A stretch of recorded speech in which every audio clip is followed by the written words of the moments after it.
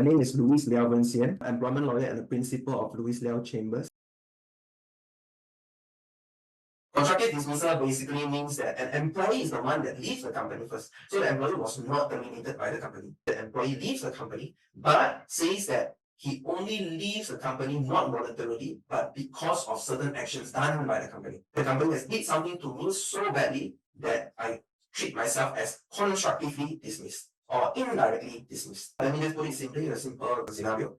An employer that fails to pay salary to an employee. Now, we all know that the employees go to work to earn their salary. That's the main reason for employment. I want my salary.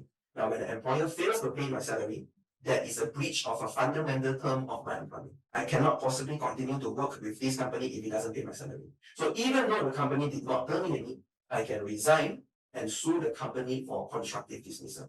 I left not because I wanted to, but because the company has breached a fundamental term. And a constructive dismissal has the same possible consequences as a normal dismissal, which the 24 months back wages, the compensation in lieu of reinstatement, aggravated damages, and things like that. Now, what are the elements that have to be proven by an employee if he wants to claim for constructive dismissal? There are 5 elements.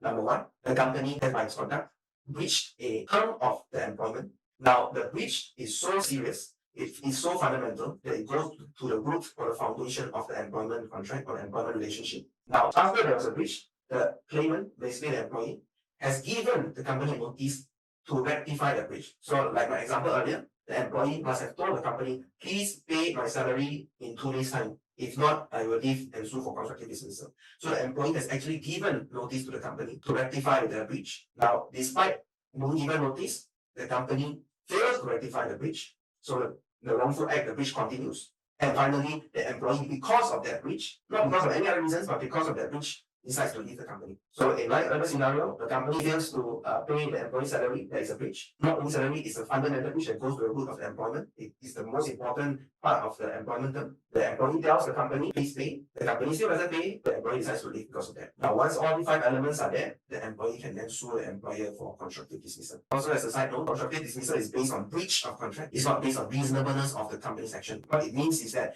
just because the company does something that to your mind unreasonable or to the employee's mind is unreasonable, no, it's not sufficient.